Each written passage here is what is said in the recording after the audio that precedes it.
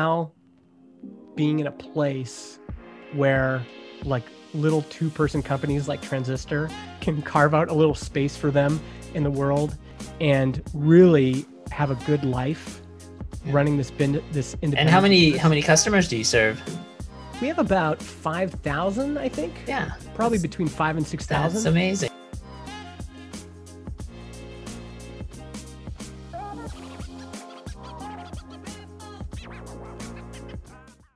This is such an amazing episode.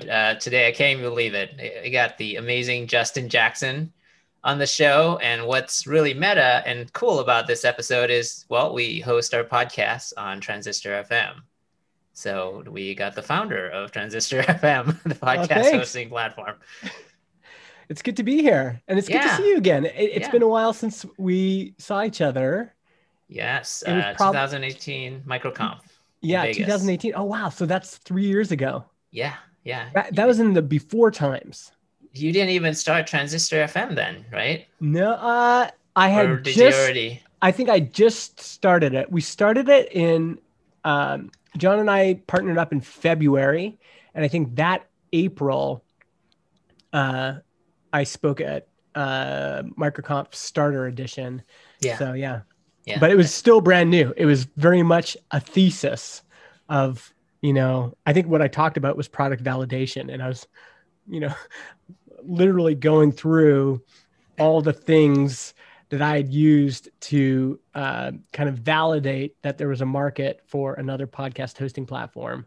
But we didn't know how the story was going to turn out. So, yeah. Well, we'd love to get an update.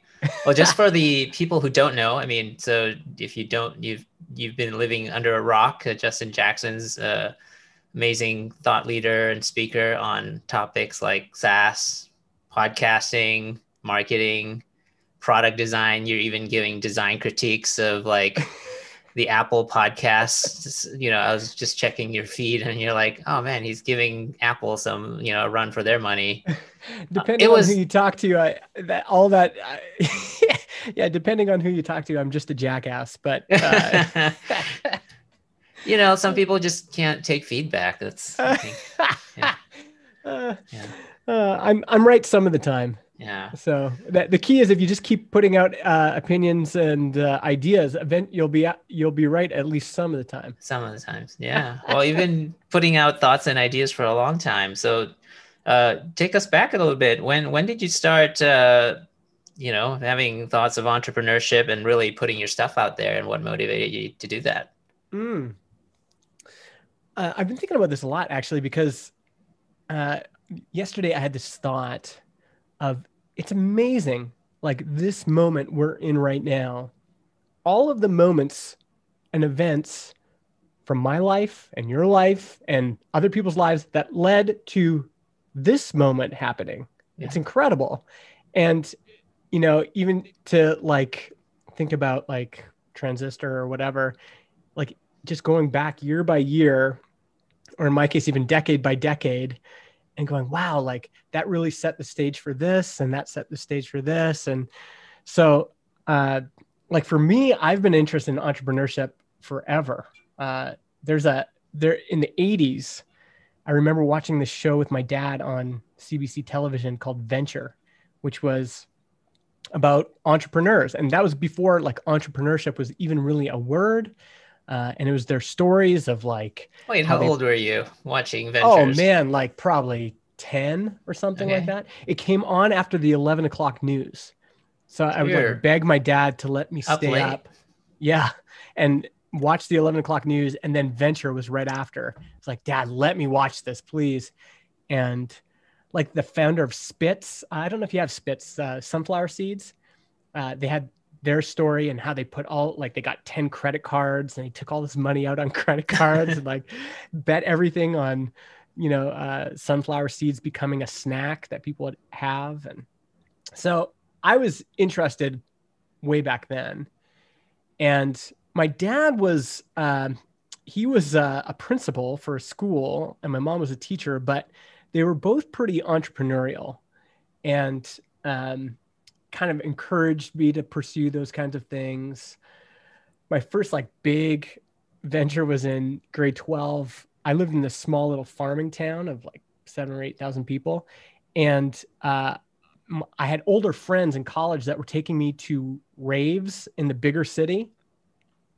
And I thought, oh, it'd be really great to bring a rave to our small town. Because I knew there's a lot of parents that wouldn't let their kids go to, like So these you warehouse thought you'd parties. bring the raid to the small town. Yeah. And so we did that. And I did it with my friend Adrian, who was in college. Basically skipped a ton of my grade 12 year to plan this event. And yeah, we pre-sold tickets. We did like these touring lunchtime shows at all the high schools in the area and sold tickets during people's lunch. Like we'd convince the school to let us come in with all of our DJ equipment and stuff. And yeah, we sold all the tickets and ended up making I think it was like about $6,000 profit from this event. And yeah, so I've kind of been doing it for a while. In college, I had a video production and wedding video business. And then soon after college, like after I graduated from university, I had a retail business that did not go well, a couple snowboard shops. And after that, I took a little break because I we had a couple kids at the time, my wife and I, and it was like, okay, we can't go through that again for a while. So I went and worked in nonprofits for a while and then came into the tech industry in 2008 when a guy that ran a SaaS business in Edmonton called me up and asked me if I wanted a job, which was incredibly lucky. Uh, I remember like I'd left the nonprofit and I was thinking about what I wanted to do next. And it just shows you like, again, how sometimes all these events lead kind of culminate in whatever success you have. Because Mm-hmm. I was like, I applied to be a salesperson for a window and door company, which would have, I think I would have been awful at and would not have been a great job. I applied at the Apple retail store and didn't get the job. Like I was like just trying to apply anywhere at the time. Um, and this is What was their 2008. rejection? What was their why did they? I think just because there were so many people applying Mm, and it was like there was no way to differentiate me from anybody else. Just like I was just a piece of paper to them. Uh, so I sometimes I meet people who are looking for jobs, and I always say like job searching is one of the most debilitating, soul crushing activities you can do it's because demoralizing if oh, you're it's just totally demoralizing. one And name in a stack of paper. oh yeah, and if you've ever been on the other side of it, you know how unscientific the process often is. Like 9 times out of 10, you just end up hiring somebody you know. Yep. And so, um, out of the blue, this guy that was running the software company, he'd kind of seen some of my work at this nonprofit, and I think he was just saw something in me and called me up and said, please tell me you haven't got a job yet. And I was like, no, I've got a job yet. And he's like, yes. Uh, I'm like, okay. And he's like, I really want you to come work for me. I think you're great. I don't know exactly what you'll do here because I don't, he didn't even know what I was capable of, really. Like, he just saw something in me. And I went and started working for him originally in customer support. And then over the years, worked my way up to product manager. And by the time I left in 2012, yeah, I was like the head product manager for the company. Yeah, so that sequence of events kind of is partly what brought me here. And Yeah, he's you learned a also the one lot. who introduced me to like the first week on the job. He sends me a link to this PDF called Getting Real Oh by yeah, Jason Jason Fried. Fried, David Hannemeyer Hansen at Yeah, 37 yeah. Signals. And that just that changed my life, that book. I read it that afternoon. And as someone who had always been entrepreneurial and had done some things, it just opened, sometimes when you feel like you're living like with the ceiling of what's possible, like you just don't know what's beyond the ceiling. Hmm. And I felt like that book just blew open my ceiling. Like all of a sudden it was like, whoa, there's all this that's possible up there. Like you can build your own independent software company. The cost of duplicating bits is free. And so your Virtually zero. leverage and your potential for the outcomes can be much bigger than what I'd experienced when I ran a service business or a retail business. And or even an events business, right? Like the potential as an independent, what you could accomplish, and their whole like philosophy just really appealed to me. So once I read that book, it was like, okay, one of these days I'm going to get back into business for myself. I'm going to bootstrap it. I'm going to create digital products or a software product or something that where your margins are high and you have this potential for, leveraging these assets you create.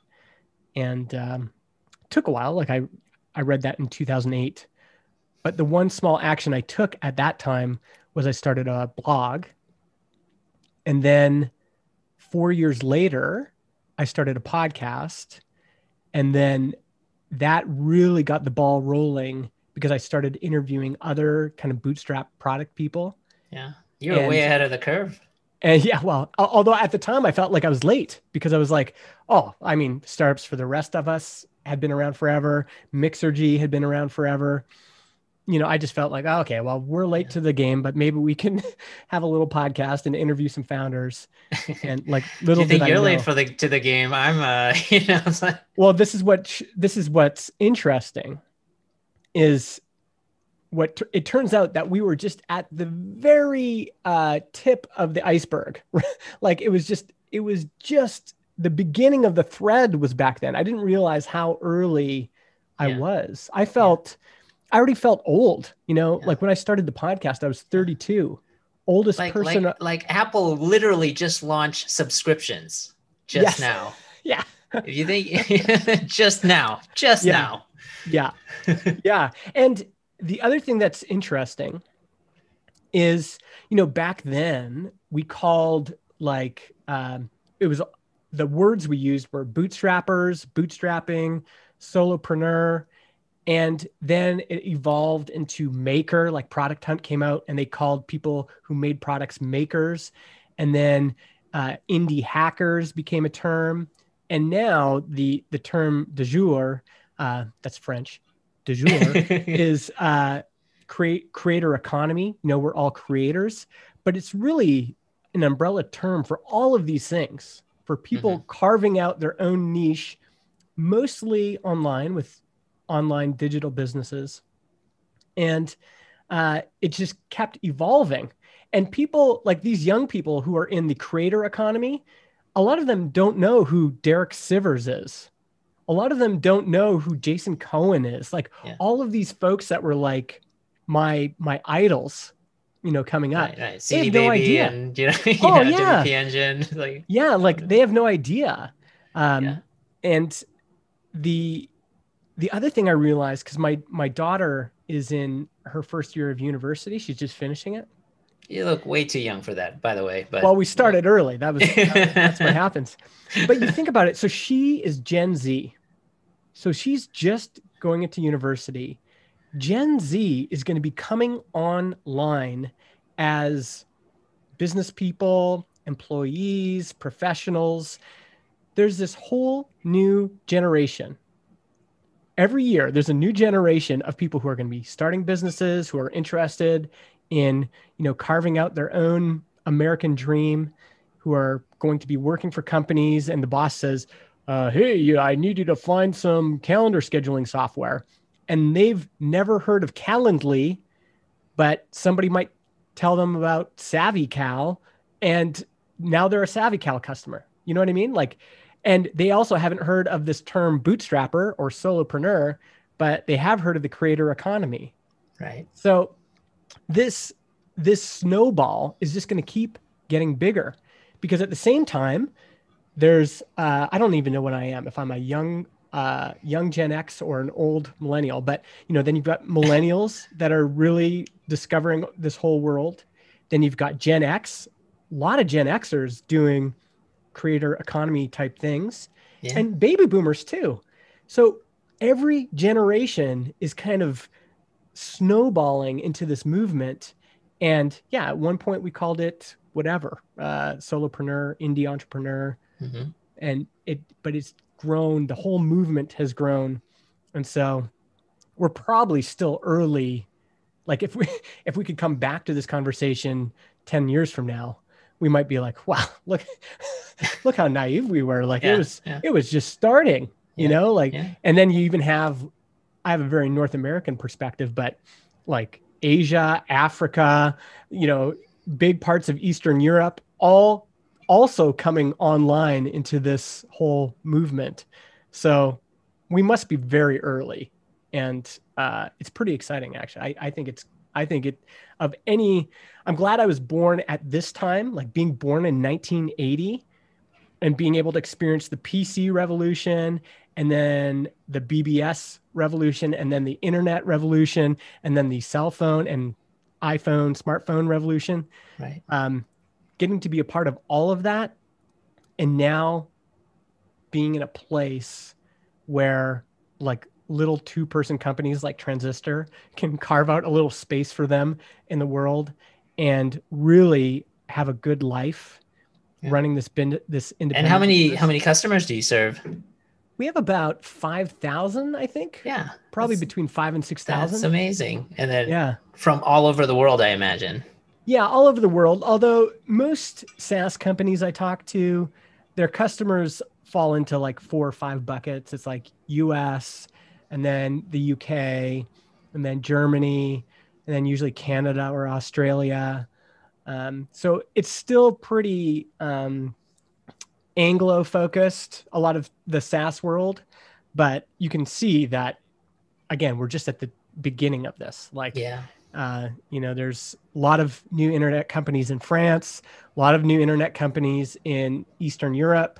Again, and the people who respond to my newsletter and podcasts and on Twitter, who are like coming up and asking the right questions and doing, the right things, they're in Africa and Asia. Like that those continents and billions of people are like getting into this, and they're going to be the next wave of Yeah. folks. Yeah. Yeah. So yeah, it's going to be yeah, really fascinating. And it's going to be hopefully good for everybody. So Hmm. if getting 5,000 customers for a little two-person SaaS company is, you know, like compared to, this is the most calm I've ever been. This is the most margin I've had in terms of time, in terms of emotional energy, in terms of finances. Like Transistor really changed my life. And my dream is that more people would get to experience this. It's sometimes why I get so passionate about things on Twitter and on my podcast and in blogs, um, and why I'm sometimes a little bit of a, uh, I guess, opinionated about venture capital and overcapitalization in certain categories, and why I'm so adamant that the market is going to provide most of the momentum for these indie companies. Like it's the people in the market searching for something already, uh, and connecting with that existing demonstrated demand that's really going to drive a lot of these businesses. The reason I'm so like passionate about all that stuff is because I want more folks to experience what I'm experiencing now, which is this great calm and margin and really a great life, Hmm. um, that I'm thankful for every single day. Like I wake Yeah. up, I don't know what tomorrow's going to bring. Like tomorrow could always be different, but um, every day I get to get up, I get to work with John, my co-founder, who's like just an incredible partner and friend, uh, and an incredible product person. We get to build a product we're really proud of. We get to serve customers like you that we really like serving. We get to be in a category that we're really passionate about, which is audio and podcasting. And again, and we have some of the most financial and time and energy margin we've ever had in our lives. And it's just been, yeah, it's been a huge gift. And I think my thesis is that this is attainable for more people, and it's more attainable than some of the alternatives, like going the venture capital route and, Mm-hmm. Yeah. shooting for the stars and hoping, Yeah. you hit something. So I'm really passionate about it. And, sometimes people get frustrated with me on Twitter or whatever, and they think I'm trying to be outspoken for clicks or whatever. And it, like, if anything, it actually damages my business, or it's a threat to my business. Because the more you put yourself out there, the more kind of exposed you are to all sorts of things. Mm-hmm. But for me, I just can't shut up about it because it's had such a dramatic impact on my life. Mm-hmm. And I think these principles there are universal principles that we need to be, that when you apply them, really can help in, if you are entrepreneurial or you are a creator or you want to be, there are things you can kind of stack on top of each other to get there.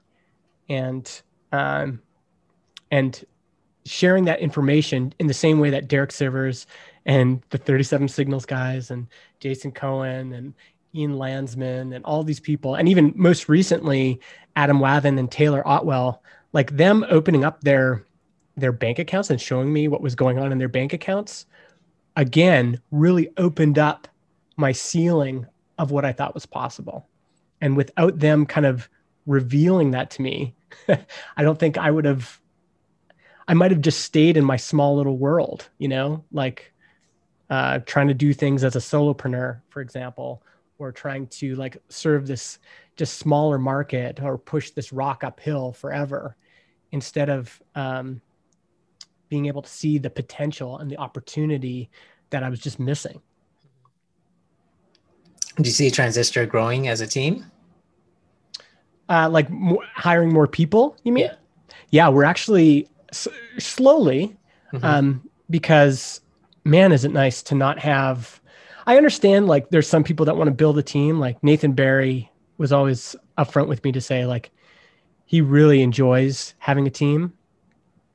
I had teams in my nonprofit work, and I'd been a part of teams, when I was in software. So I kind of got to experience that, and I'm not opposed to it. But, at the beginning of this pandemic, for example, it was so nice to know, like, we didn't know what was going to happen, if we're going to lose 50% of our revenue or what. And John said, well, it's just two of us. Like, we could lose 50% and we'd be okay. Yeah. Just the calm that came from that was great. But yeah, we're just on the verge. Like, I haven't announced it yet, but we're on the verge of hiring our first full-time person in customer success. Yeah. So someone I mean, who's with been helping us 5,000 part-time. customers, that sounds like something, unless you want to keep doing it. Yeah. Yeah. I mean, that was the big, and a big part of that decision was John and I going, okay, what do we want? And part of what we want is, yeah, we're here to serve customers, but this business is really here to serve us as founders too. And we want more time away. Like, we want to be able to, I want to be able to go snowboarding and not have to worry about like answering support tickets on the chairlift, or take a couple weeks off and not have to worry about customer support tickets, or, customers Yeah. getting taken care of. So yeah, this will be a way for us to do that, and still stay as a pretty small team. Yeah. Yeah. I think it's, well, what you speak of, the vision, I think you don't give yourself enough credit. Like, you and John are great product people, right? This creator economy. I think there's different flavors and different verticals, right? Like, you can Mm-hmm. start streaming on Twitch and be a creator, or YouTube, a podcast, and Mm-hmm. be a creator. But if you're talking Yeah. about developing software, I think it needs a lot of skills, or or even really building a business. Need Yeah. some skills. Marketing, like I've always sucked at marketing. Hmm. Well, and actually that's been really gratifying too. Like before John and I started Transistor, I've been pretty open about this. I had some uh, intense depression in 2016 and 2017. And um I had been really trying to do the solopreneur thing. Like, no, I'm going to do it all myself. I'm going to figure out everything on my own. I don't need anybody. I tried a few partnerships that never really worked. And partners just going to slow me down. That was a thing I felt. And kind of hitting rock bottom in 2016, 2017 really made me evaluate a lot of things. And, one thing is when I was down, I had no one else to rely on. Like I was, there's days I'd come into my office and I would like do 15 minutes of work. And I was just like burning all my savings those 2 years. Like I just didn't have the emotional capacity to like at the time I was doing a lot of training and like turn on the camera and be like, hey, everybody, I'm, happy Justin, let's get going. Um, Having it all up to me was I recognized it was a real disadvantage. And then like John and I had been friends since 2014 and we built a few little projects together. And, I'd stayed in touch with him and largely for emotional support, just like telling him what was going on in my life. And he was going through some shit too. And we're just both kind of being there for each other. And then one day he's like, I think I'm going to build another podcast hosting platform because he'd built the first version of Simplecast. And so Oh, I he's didn't like, know that. yeah. So he's like, I think I'm going to do this again. And I was like, oh my God, like, I had kind of been feeling, oh, this was my point. Sorry. I'd kind of been feeling like I'm just, I'm just a marketing guy. Like, what am I good at? I'm not good at anything. The things I make aren't that good.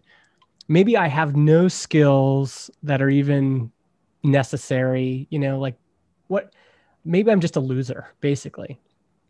And when John said he was building Transistor, I was like, whoa, wait a second. Like, I can see myself winning at that. Like, and I remember I kind of pitched it to him, like, John, we should do this together. And John was like, oh, well, let me think about it. And he thought about it, came back. He said, like, yeah, let's do it together. And we signed the partnership agreement. And we had some history. We kind of knew that, I think we had a feeling that we'd work well together.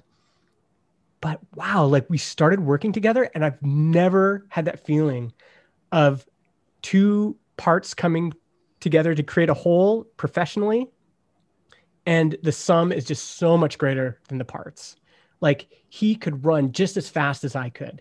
He was like everything I was not very good at, he was good at, and vice versa. And it it it was again, I guess, kind of gratifying to you know, I think sometimes people get down on themselves professionally, like, oh, like I'm not, and maybe some people need to work on their fundamentals and their skills and things like that too. That's a possibility. But, with me, the potential was always there. It just needed this other half. And Yeah. finding him and getting to work with him, again, just like any relationship, I realize it can fall apart at any moment.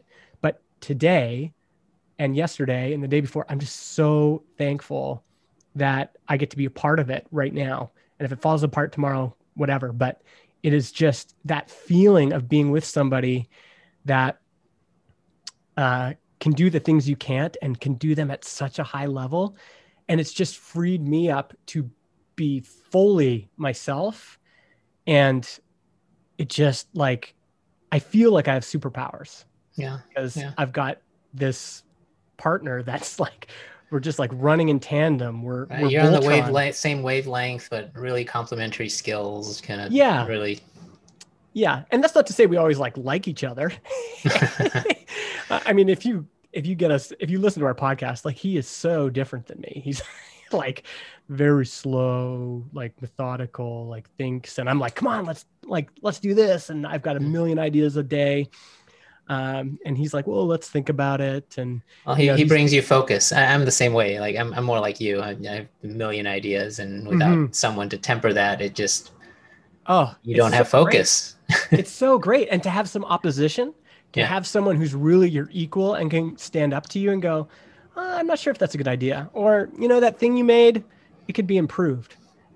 Like having someone call you out like that is, it's so great. It's just, again, I wish this on everybody. It's such a great feeling to have it. And, you know, some people are great as solo founders and some people, you know, need to build teams and, you know, you got to kind of figure out what flavor is right for you. But this flavor for me at this point in my life has just been so great. It's been awesome. Amazing. Take us back to Mega Maker before, yeah, what was that like leading up to obviously the depression, which I didn't know about. Sorry to hear Yeah. that. Yeah. So started the podcast in 2012, and that along with writing um, was huge for me. Just started connecting with an audience, started kind of building up community just by nature of doing these things. And I noticed at the time that, you know, all of us are building stuff in our basements by ourselves. And there's really, you know, a lot of cities, there's probably no one else you can talk to about what it's like to try to build something on the internet and make it work. And so in 2013, I launched, actually, it was after a day as a product manager where I was frustrated because it just felt like we weren't moving fast enough and we were launching something new. And it was just like, there's just all this, you know, just wasn't going. I'm like, you know what? I'm going to go home tonight and I'm going to build and launch something and get paid for it tonight. And I had noticed this like simmering opportunity of building a online community for bootstrappers. And so launched that night and it was $10 a month initially, and it got you access to a campfire chat. And um, I my way of promoting it was there's this thread on Hacker News that was getting a lot of traffic, and so I just put a comment in there to say, hey, I've noticed this is a problem, and I'm doing something about it. I'm launching this private community for bootstrappers, and here's 10 spots, and they went like that. And then by that point, I had a waiting list, and so I emailed the waiting list and said, hey, I'm opening up 10 more spots. But the way I was like opening and closing things was I was just like manually changing the link on this page to not accept payments anymore. And I was up pretty late, and then I opened it and I forgot to close it. And then the next morning I woke up and like 56 more people had signed up or something like that. And so Kind of a it was, good thing, sort yeah, of. it was my first, I mean, for community, it is nice when you can grow slow. Yeah. Um, but, um, but yeah, it was my first experience of launching something and really feeling kind of the pull of the market. Kind of that's what gives a business idea its momentum, and seeing that there was demonstrated demand for something, and then offering a solution for something people were already searching for. Like the evidence was there, and so yeah, it was great. And to this day, like that community has been super helpful for me. I think super helpful for members, and honestly, one of the foundations of being able to launch Transistor successfully. It's one of my unfair advantages is that there's this community of, I mean, I think we have 800 members total, but at a given time, maybe 100, 150 people are active, and just having an active like group of 150 where everybody's rooting for each other, everybody's cheering for each other, everybody's helping each other out. So when we did our launch, like we had this group of cheerleaders behind us that were, you Yeah. know, there for us. 150 is also about the number that people can kind of, what is that? Isn't that Dunbar's number or something? Yeah. Yeah, it's funny how that's worked out. I think like it'd be difficult to make a community. It's not impossible. There's some communities that are able to really grow really big and be really profitable. But in bootstrapping, you know, like now I've changed the business model so it's $299 for a lifetime of access. And that's really slowed down how many new members we get. But it's been way better for quality. Just like, it's like, you're not going to be here for just a week and then give up. Like, it's going to take you a while. It's just like showing up in a new town. You're not going to just show up and like go, like, what's in it for me, everybody? Like, what can I get out of this? It's like, no, Right. like chill, like come, sit down, have a coffee. Let's figure out our vibe here, Yeah. And, yeah. And it's been a great little side business. It's what sustained me when we were building Transistor. Mega Makers made about 25 to 30 grand a year. And, that in the lean months of Transistor, building Transistor, that's what was putting How food on the long did that table. take, like Transistor, to kind of get up and running where it was making enough for the two of you? So we signed our partnership agreements in February of 2018. We launched and started getting early access customers almost immediately. We have launched officially August 1st, 2018. And by the next year, we were both full-time and John had quit his full-time job. Amazing. Yeah. It felt at the time like it was taking forever. I mean, now I have this journal of podcast episodes and blog posts that I was writing at the time. There's nowhere for me to hide. Like Yeah. there's some months there where I was really thrashing.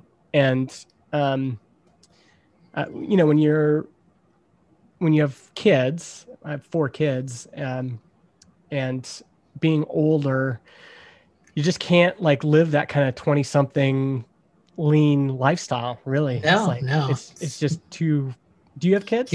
No, no kids, but I can understand the stressful demands. Yeah. Yeah. We And I think also just as you get older, like I think humility is always going to be a part of this, but it's also like as you get older, most folks just need to make more money. It's just Yeah, yeah, like creature the way, comforts or it's just whatever, right? it's just the way it is. Yeah. And, yeah, it was a struggle some of those months where, I was like, okay, well, we're at $5,000 a month in recurring revenue, but like, that's not going to replace what John was making and what I was making. And this has got to really provide for 2 people and Two equally. families. Yeah. Yeah. Cause we're going to split everything. Right. Yeah. And so I just, that's when I started like going, should we get investors, and should we maybe do a crowdfunding campaign? And, John was working full time, so his stress wasn't financial. His stress was time. I was already an independent entrepreneur, so my stress wasn't time. I'd been doing that for a long time. It was financial. Like, when is this gonna get to the point where it can provide for us? Yeah. And, but what you don't fully realize, especially if there's enough kind of market momentum, is that if you're growing 30% month over month, it doesn't take a long time in a software as a service business for those compounding gains to, like, every month. Like in my old businesses, I was always starting fresh every month. Like, okay, well, back to zero. I got to like build up more this month. That's me. But this is like I start the next month and it's like, oh, we still have what we had last month. And Yes. it's just As like long as people are not churning. What is the churn like? Because uh, podcast statistics are not like, yes. So our business is very like, our bread and butter is that $19 a month account. A lot of prosumers, a lot of small businesses, and to be honest, like the bigger companies as well, a lot of them are paying us $19 a month. Um, so we're similar to like a ConvertKit or really like a web hosting company. You need volume, and Mhm. most software businesses, you need volume. So we are, let me see if I can log in here. Yeah, like churn is below 5% for sure. It's pretty good. Yeah. So And our numbers would be, it was nice that ConvertKit had all their numbers public and still do, because we've been able to, for our business model and our customers, we've been able to kind of track against them and go, okay, like this is kind of what to expect. But yeah, so we do credit card up front. And we basically want, hold on. We basically want hundreds of trials every month. And this is why I think momentum in the market matters. Like, it's different than doing consulting where you really only need a couple leads every month. Um, with software, it's a volume game. Like, Yeah. you need volume, even if you're going to be a smaller company like we are. Right. I mean, if it's only $20 a month, you need a lot to feed Mm-hmm. you and John. And certainly we're trying to get more expansion revenue. Like, we launched private podcasts, and we have quite a few features on there that are attractive to bigger companies. And so we're starting to get some of that expansion revenue. But yeah, we've kind of settled into, let's say, around 350 new trials a month. And then with credit card up front, we want to be converting. Our conversion rate's pretty high. Yeah. It's about 80%, we'll say. Um, so, and then churn, yeah, our subscriber churn rate is below 2% right now. Yeah. So yeah, it's as long as there's new people lining up every day. What I say is, like, every day there's thousands of new people in the world that get up, go to Google and go, how do I start a podcast, or best podcast hosting? For a bootstrapped business, that channel, that intent, that momentum is so key.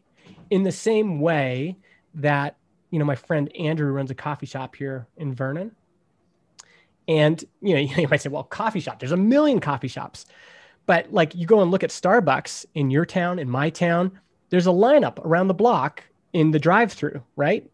All Andrew had to do was go in and, either through brand or customer service or product or execution or whatever, carve out even 10% of that market.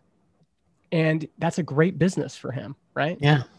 And I think bootstrappers and indie hackers or creators, we can all do the same thing. We can see what demonstrated demand is there in the world.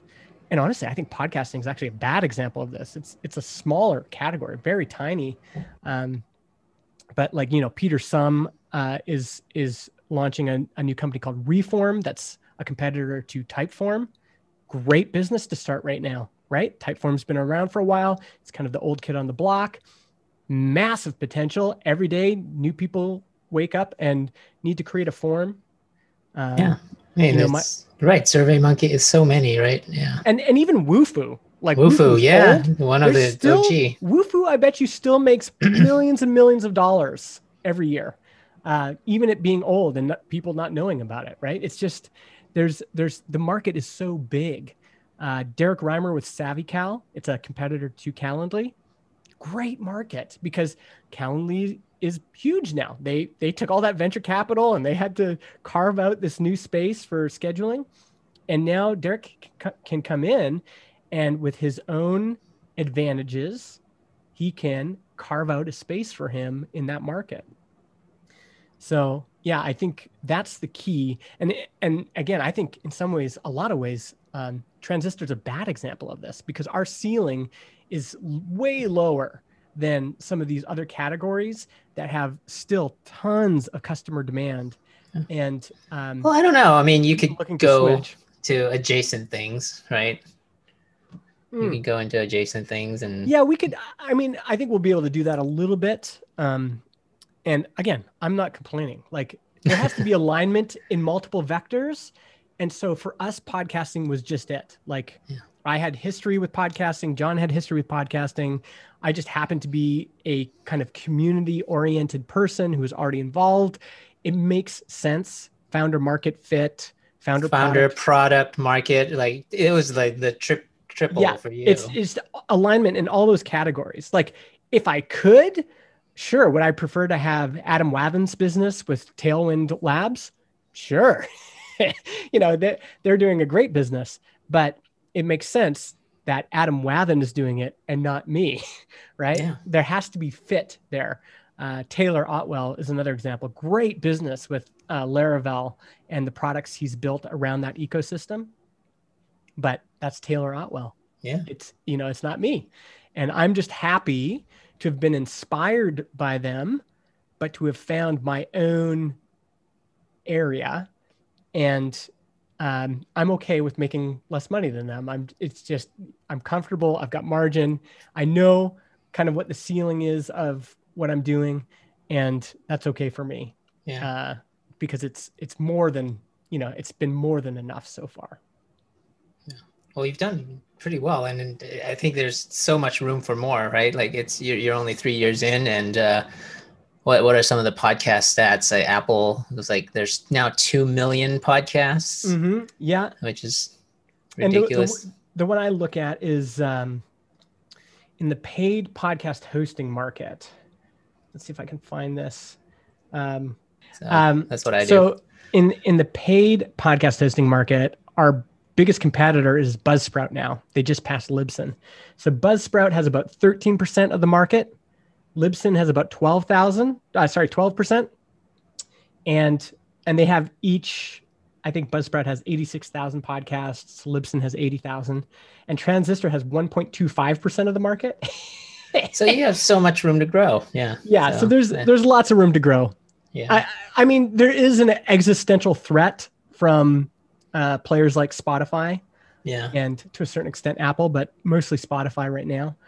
And I don't think I'm naive to that threat. Like, it's there, and they certainly want to own the whole thing. They want to own creation, hosting, distribution, analytics, advertising, everything. They want to own the whole piece.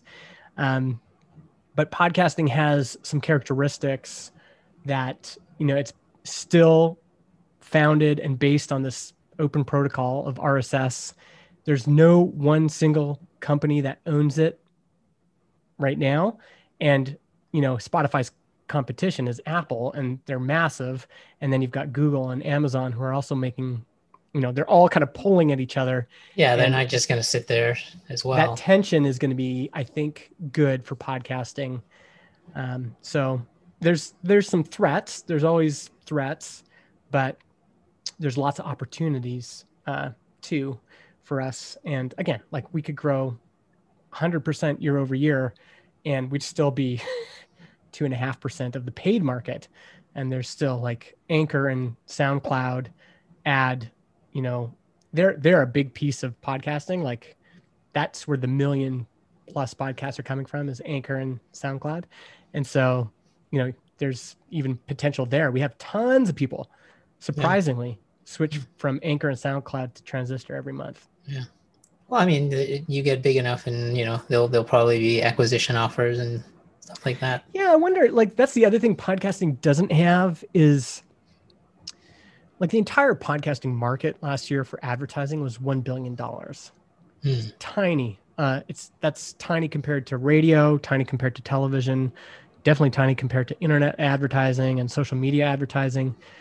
The market is small. I think actually it's being overcapitalized from Spotify and venture capitalists. I can't believe they're investing this much money, because when the whole market was worth $1 billion last year, even if it grows, I don't know, they're looking for 10x returns or 100x returns. Right. Like, it's not going to grow that fast. Podcasting, if you look at the growth curve, it's just slow and steady in terms of listenership over the past decade.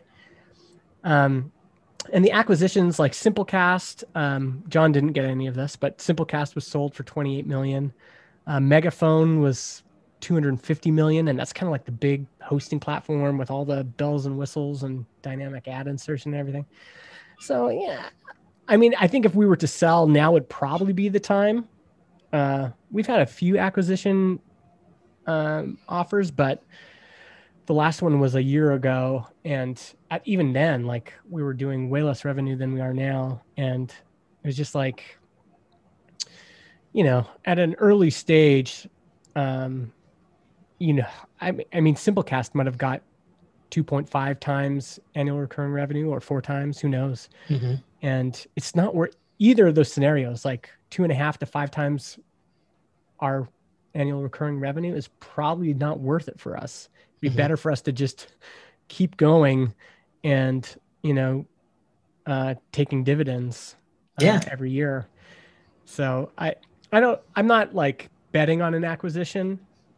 And every time I bring it up to John, he gets grumpy about it. He doesn't like the idea. He feels like he just quit his job and he's really enjoying the freedom he has. Doesn't really want to go signing work up for a job.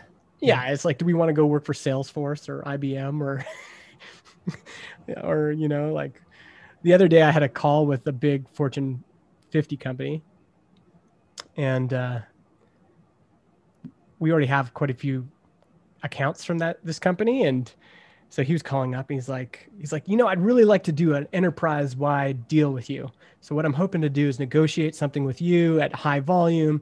And then after this call, we're going to get your ops team, your API team, and your legal team on the phone.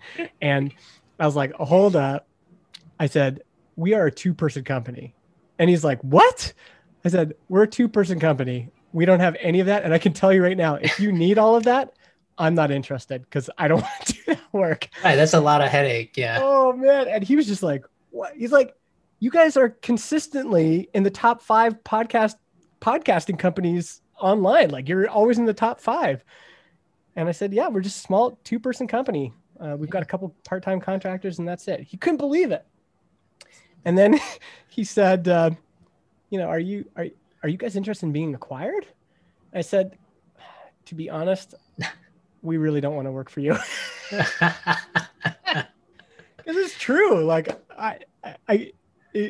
even if I guess if the money was really good, I said that to him too. I'm like, I'll be honest with you. Like, if the money's really good, but you tell us that number up front, I said, I'm not going to do any due diligence unless you guys make me an offer.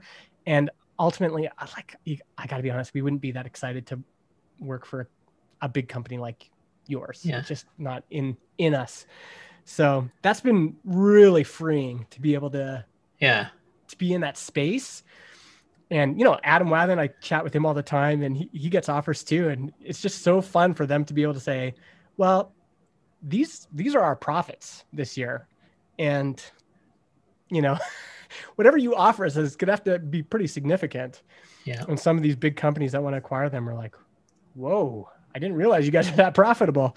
It just gives this, I love it when independent companies can kind of like stand up and go, yeah, we're only 2 people, but like, honestly, we're better than you. Yeah. I think we build better products. We move faster. And I realize big companies can crush small companies, but increasingly a little company like Transistor, a little company like Tailwind Labs, a little company like Laravel, we have leverage, like the internet has given us this leverage, and it's fun to be able to go, nah, we don't need your business. Like, I actually don't want your business if it's going to be that much of a headache. Yeah. We don't, you want to acquire us? Well, we don't really want to be acquired. So it's just so refreshing and calming to have that this is the reality. And the more of this that exists, the more like small independents that can like speak truth to power, like all these big multinational corporations, like in some ways they have to fear the creator economy, because creators like you and I who create connections with an audience, who are forming communities that can be deployed, like, okay, everybody, we're all going to go help, Jane and Benedict launch their new thing. Like, we can deploy the community. We can deploy all this leverage we get from the internet. And, the same Google that all these big Fortune 50 companies are trying to do SEO on, that's the same Google I do SEO on. Right. And a small independent, it's all the same tools. Yeah, we can win. We can win. That's the thing. Like, Ruben Gamez is going head to head with DocuSign, massive, like $1 billion. I don't know what they get probably billions of dollars in revenue, and he's just a little independent. And he's like, I'm gonna go head to head with these folks because I'm great at SEO. It's just so fun. Like, finally, this is like, we've been speaking about, like Karl Marx spoke about this, it's like the factory worker actually having some leverage over the big factory owner. Sorry to bring socialism into this, everybody. I am from Canada. Took a turn. There's a, I like, that's my new goal is to bring Marx into every interview. But I get fired up about it because I think, to me, this is the most exciting version of capitalism is small independents getting Yeah. to kind of stand up to the giants and actually carve out a great life for ourselves and compete. Yeah. Well, it took several years to get to this success, right? Like this is, I think the entrepreneurial journey, Mm-hmm. there's lots of failures, lots of lessons learned Yeah. before you kind of hit. Some people get lucky on their, sure. Yep. Yeah. Yeah. And I think, one thing that really helped me when I was really depressed is, and actually this is a good, there's a bunch of things that saved me. It was really people on the internet that saved me. I've never told them this, I don't think, but Taylor Otwell reached out to me when I was really down and said, "Hey man, I just read this blog post. I didn't really even know him. Just read this blog post of yours and I'd love for you to come and speak about it in New York." And just being like, having someone encourage me and like say that they admired my work and then invite me to go do something that had purpose was huge. Also, I needed that money that he paid me, and that really helped. And then another thing that had a huge impact on me is Sean Blanc from Tools and Toys and Focus Course. He put together this retreat and invited me, and I was really down. Um, he invited me, and James Clear was there too, and he was writing Atomic Habits at the time. And I was just in a bad place. I was being super negative and cynical. I was actually like really kind of well, definitely jealous, but like negative towards people who were younger than me and had success. And there was a bunch of these people at this thing, like a bunch of 20 somethings. And I was just like this old, grumpy, bitter man, And I got into this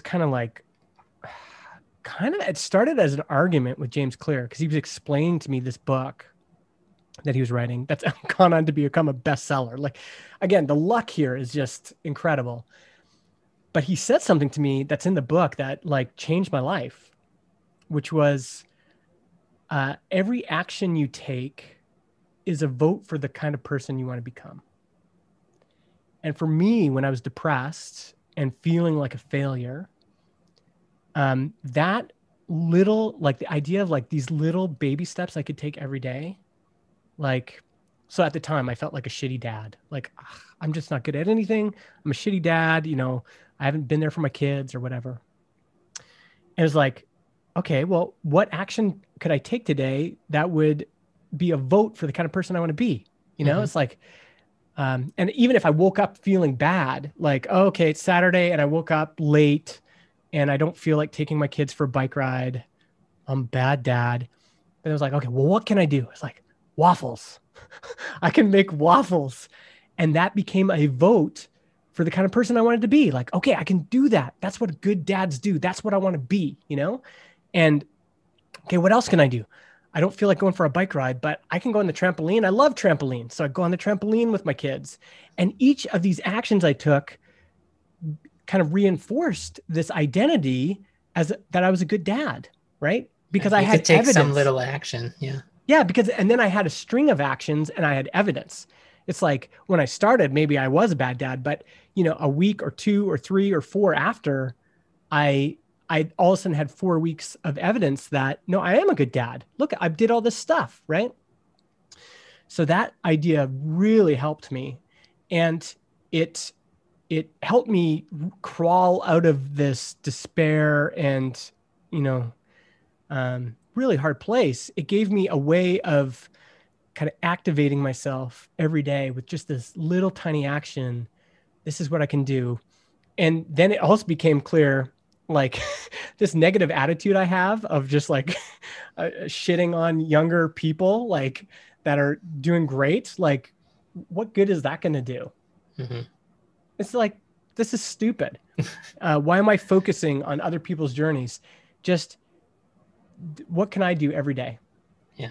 And again, there was some luck in there. Like, I think this is why I think giving other people a hand up is important. Like it's both and, right? It's like another thing that had a huge impact on me during this time was Will Smith. He had this Instagram story where he said, it might not be your fault that you're in this situation, but it is your responsibility. And then he had a bunch of examples. Like it might not be your fault that, you loaned somebody some money and then they, couldn't pay you back and now you're approaching bankruptcy, but it is your responsibility to figure out how you're going to get out of it. Like Right. no one's going to come save you. You've got to do it. And I think that attitude is good. That's a real, America pull them up by the bootstraps kind of attitude. And I think it's good, Take but I think it's, responsibility. Yeah. yeah, I think it's both and though. Yeah. I think it's that, but also if you are in a position of power, if you are in a position of privilege, if you are in a position of being calm and collected and having margin in your life, you really need to give a hand up to other people because you never know who might need it. And it was a combination of those two things that helped. Like, I don't think I could have done it without the help from people. And like, again, like Nathan Barry got on a call with me and opened up and said, man, like, it looks like I'm killing it, but I've been really depressed and stressed. And he's been open about this. We published it as a podcast. He said, I've started going to therapy. And I thought like therapy was for like weak people, like people with problems, like that's not me. But him opening up to me and telling me that kind of gave me the permission or the impetus or the push to get help myself.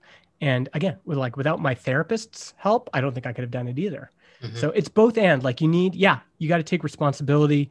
You got to help people. But you're going to need help. And I think I was lucky that I had community and friends and family around me that could help. So now our goal is people who are, if you're doing well, the goal is to how can you be that community help for other people. And that other mantra, again, is still helpful to me to this day. Like if I wake up feeling crappy, okay, well, what's a vote I can take for the kind of person I want to be? Right. Something you can do. Yeah. What's something small you can do? And I have a talk I gave at Laracon about why it's hard growing old in tech. And where I go through a lot of this of like, because Laracon it's PHP developers, older crowd, right? Oh yeah. Yeah. Older, a little bit bitter, a little bit jaded. And I said, listen, I know what it's like to be you. I know some of you are working for a 24-year-old CEO and it's driving you crazy. I know how it feels to work for decades and decades and feel like you're not getting ahead. And here's what's helped me. And it's those things I just described. That whole package is helpful, I think, even for people who might think they're older and there's no, it's too late or whatever. Mm-hmm. It gives you the hope to say, well, I might not be, that was what I was fighting James about. I was like, okay, like total cynical jerk. I was like, so you're saying that if I practice basketball every day, that I'm going to get I'll be better than Michael Jordan. And he's like, no, but if you practice basketball every day, after a year, you would be a much better basketball player. That's all he's saying. Yeah. And that's the point, right? Yeah. I think especially as older people, and maybe this is a little bit of a Gen X thing, especially as jaded Gen Xers, we can be like, it's never going to happen for me. It's all futile. It doesn't matter. Like there's no point. But the truth is if you started now and you just started taking little actions and little votes over time, those, just like SaaS revenue compounds, those actions compound.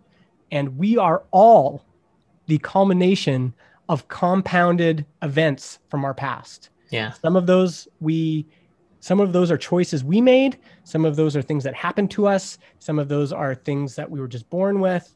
There's a whole mix there.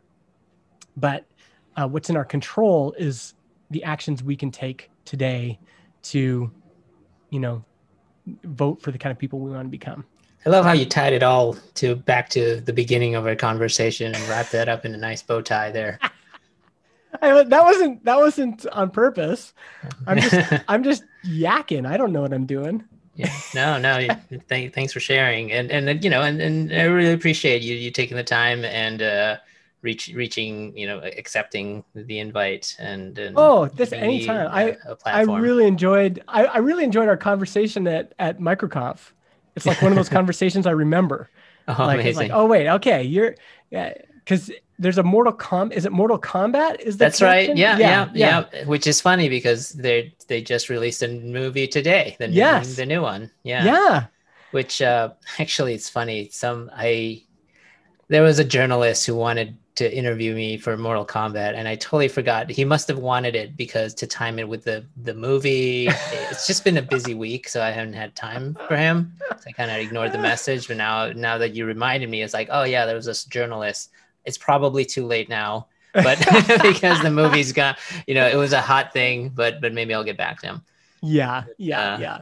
yeah. I just love like MicroConf people, like that conversation because I think it was you and Sean McCabe and some other people. I just remember I us all still like, talk to Sean, and yeah. then my friend Prakash is there. He's now, you know, he's running product at a no-code backend platform Oh, sweet. called Xano. So I'll plug it in Yeah.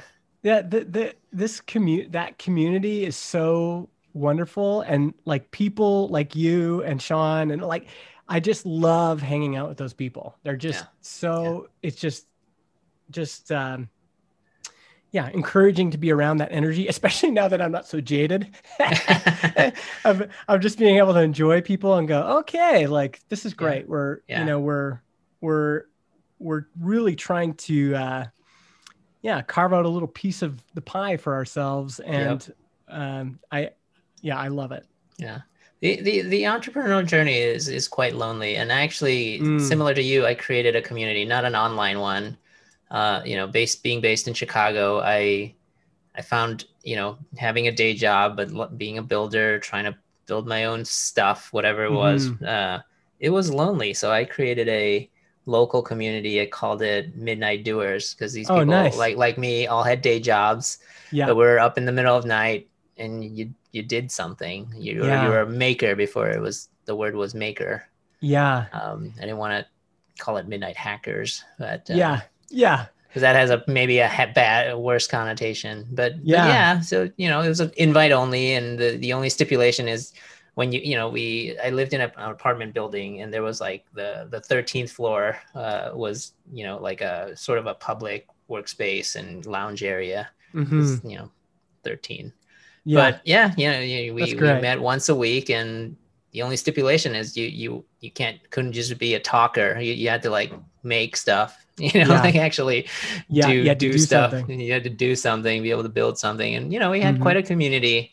And out of that group, actually, some people went on, like Brad Flora went on to become great founder at a YC company, later Hmm. made into a YC partner. Yeah, just a great community. Like people, in fact, a lot of us kind of later moved out to the Bay, but so then kind of disbanded because we all kind of went our own ways. Yeah. Are you in the Bay right now? I moved back to Chicago, so Okay. kind of during COVID, everybody was moving out, and I didn't see the need to be in the Bay Yeah. like many people. It's like rent is expensive. Didn't feel like I was getting the utility of being in the Bay Yeah. so I decided to move back All to the be all close. the ancillary benefits, the Yeah, kind of. serendipity and everything else. Yeah.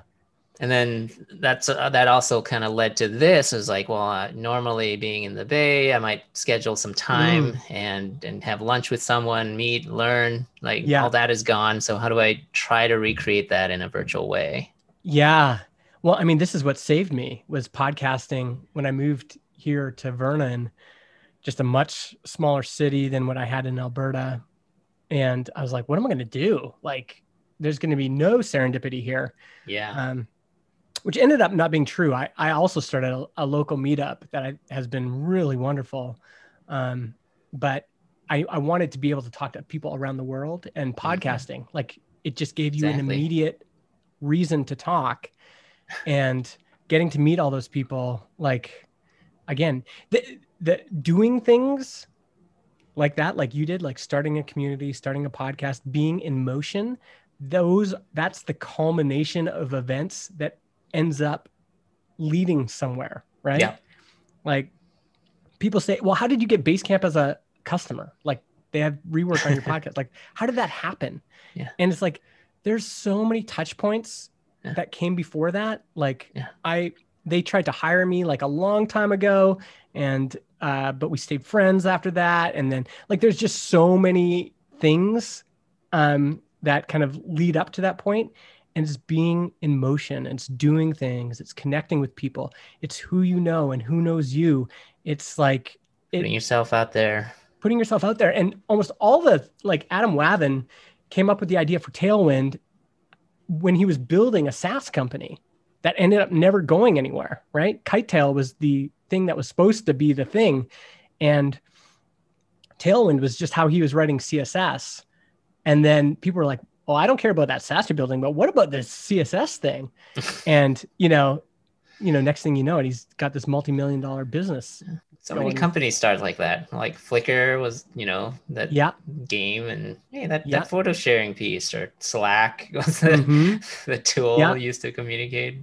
Because so much of it is being in motion just exposes you to more opportunities, right? Mm-hmm. Like, I often use this surfing metaphor where, like, to me, market opportunities are the wave.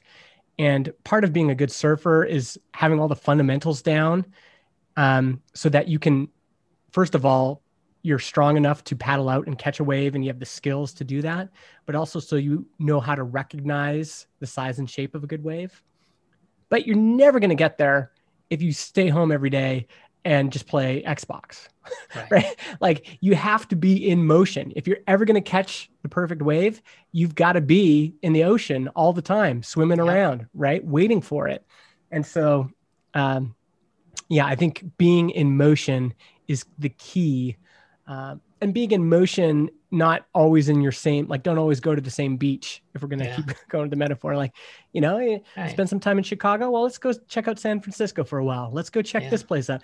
That's It makes sense to, like, move around, check yeah. things out, be Yeah. curious, get out of your bubble. And to use the same metaphor, even if you're, catching waves, it's good to be a good surfer. So like spending, Yeah, if you can't surf, then it doesn't matter if you're in motion. So it's you gotta true. be a good entrepreneur in It's all true. those skills as well. Yeah, yeah, Yeah. it's true.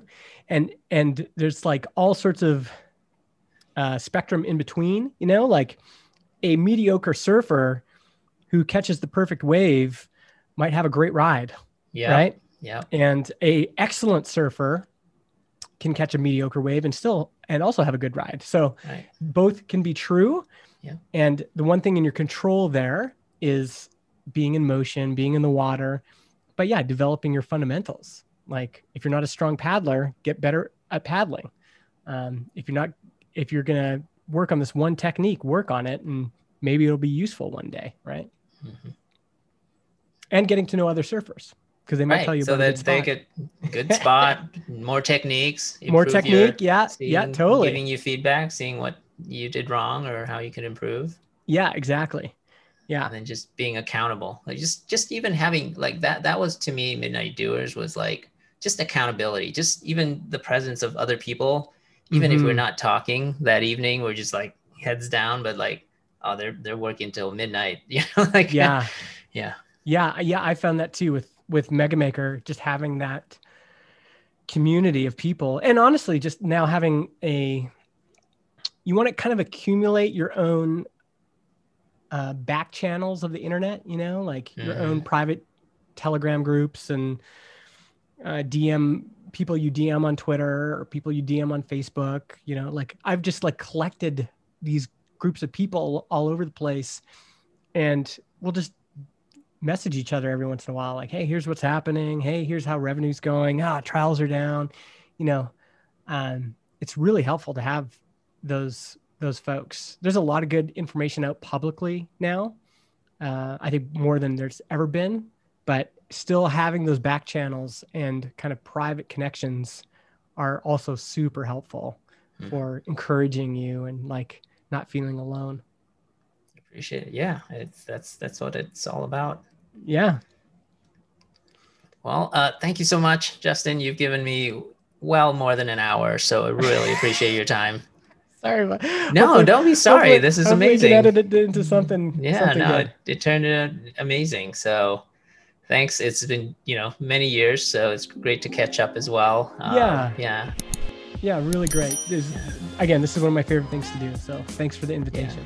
Yeah. You're very welcome. Yeah.